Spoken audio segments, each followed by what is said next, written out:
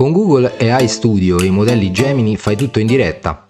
Importi i tuoi dati, li ordini e li trasformi in grafici. Modifichi un sito reale, analizzi un documento e generi un podcast. Ora ti mostro come funziona, passo dopo passo. Partiamo subito. Ok, mi senti? Sì, ti sento bene. Mi spieghi come faccio a creare un grafico su questo... a creare un grafico da queste informazioni? Per creare un grafico devi prima selezionare i dati. Seleziona l'intervallo di celle che vuoi includere, ad esempio da A1 a G21. Quindi vai alla scheda Inserisci nella barra multifunzione in alto. Nella sezione Grafici puoi scegliere il tipo di grafico che preferisci e Excel lo creerà. Qui voglio mettere in ordine anche qual è il canale che rende di più come fatturato. Per identificare il canale con il fatturato maggiore, ti consiglio di ordinare i dati. Seleziona nuovamente l'intervallo. Poi clicca su Ordina e filtra nel tab Home. Scegli un ordinamento personalizzato e imposta la colonna Conversione fatturato per ordinamento. Ordina per fatturato. Sì, esatto. Così? Perfetto. Ora nella finestra che si è aperta, in Ordina per, seleziona Conversione fatturato euro, nel fatturato maggiore. Ok. Quindi adesso vado a fare il grafico com'era, inserisci, poi guidami. Certamente. Con i dati selezionati, clicca sulla scheda Inserisci in alto. Poi, nel gruppo Grafici, puoi scegliere il tipo di grafico che preferisci, magari un grafico a colonne per visualizzare meglio la classifica del fatturato. Quindi come vedete ci ha dato una bella mano a creare questo grafico. Ok, ti ringrazio. Di niente. Adesso vi faccio vedere un altro esempio, ma partendo proprio dall'home page, come si arriva a gestire la parte live. Bene ragazzi, questa è l'home page di Google AI Studio. Adesso andremo a vedere una delle sue funzionalità secondo me molto molto potenti.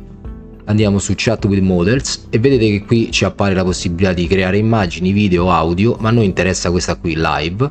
Quindi vado su Gemini e faccio Share Screen. Adesso ci compare la finestra dove possiamo selezionare cosa condividere. In questo caso gli dico questa finestra e faccio condividi. E adesso lo stream è attivo e quindi possiamo fargli delle domande. Vediamo se mi sente. Sì, ti sento forte e chiaro. Come posso aiutarti? E dove mi trovo qui, secondo te, questo sito? Con che cosa lo sto facendo e dove? Ti trovi nell'area di amministrazione di un sito WordPress. In particolare, stai modificando la tua homepage. Sembra che tu stia utilizzando un page builder e il tuo sito è ospitato su Hostinger, come indicato nell'indirizzo. Brava. Senti, io voglio modificare l'immagine, voglio cambiare l'immagine del ragazzo. Mi spieghi come faccio? Certo. Per cambiare l'immagine dovresti cliccare sulla sezione che contiene l'immagine e cercare le impostazioni di background o di immagine di sfondo. Di solito si trovano nella sidebar delle impostazioni a destra o in un menu contestuale. Le vedi? Sulla destra non c'è nessun sidebar, come lo attivo? Guarda in alto a destra, vedi un'icona con delle linee orizzontali che sembrano dei cursori. Prova a cliccarla. Di solito quella attiva la barra laterali delle impostazioni. L'icona giusta è quella che ti ho descritto prima, l'icona con i cursori. La vedi accanto alle percentuali 83/100? Questa? Sì, quella stessa. Cliccaci sopra per aprire le impostazioni. Quindi adesso faccio... che cosa faccio? Ora che la barra laterale è aperta, scorri verso il basso fino a trovare la sezione Background. Lì troverai il pulsante Change Image per cambiare l'immagine. Eccolo qua. Adesso siamo entrati nella galleria, seleziono un'immagine e vedete che la modifica è attiva. Ed ecco come risulta il sito con la modifica effettuata. Abbiamo un po' rimpicciolito l'immagine, quindi questa funzionalità risulta particolarmente utile quando andiamo ad utilizzare dei tools o delle funzionalità che non abbiamo mai utilizzato prima. Adesso vi faccio vedere un caso pratico. Qui non stiamo parlando di una semplice chat, ma di un assistente vero e proprio che legge e capisce documenti. In questo caso gli carico il regolamento delle prestazioni di una casa sanitaria e gli dico di comportarsi come un assistente, come se io stessi telefonando direttamente all'assistenza.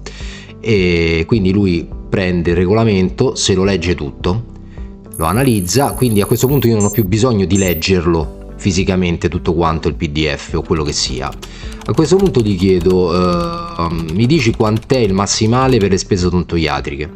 Lui lo analizza e come vedete in pochissimi secondi mi dice il massimale annuo è di 1750, per il nucleo familiare ampio è di 2250 e così via. E come vedete ci dice anche le franchigie del 30 e del 25%. A questo punto faccio anche una provocazione, gli dico di dirmi quant'è l'equivalente per le spese odontoiatriche, il massimale, però gli dico di rispondermi con un messaggio vocale. Questo è un gancio per il prossimo esempio che vedremo, la possibilità di creare un podcast partendo da un'analisi ad esempio dei documenti.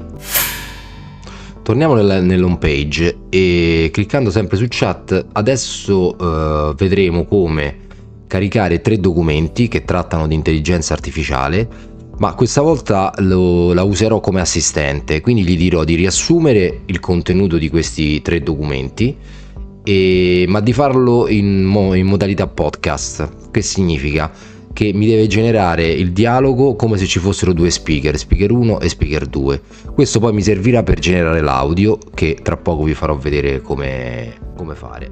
E adesso gli passeremo il prompt in cui gli dico che deve trarre le informazioni esclusivamente da questi 3 documenti. Quindi come al solito vi ricordo che il prompt è molto importante, quindi qui gli dico di riassumere il contenuto dei file ma prendere le informazioni solamente dal loro interno e specificare speaker 1 e speaker 2 nel riassunto che andrà a fare.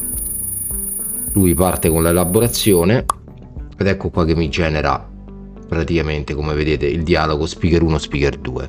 Questo è fondamentale, come già vi ho detto, perché adesso nella pagina che vedrete faccio copia, andiamo su text to speech.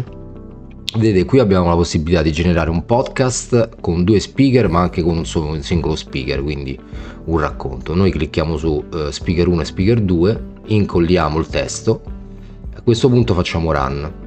Lui praticamente parte, lo elabora e ci estrae praticamente l'audio che gli abbiamo chiesto.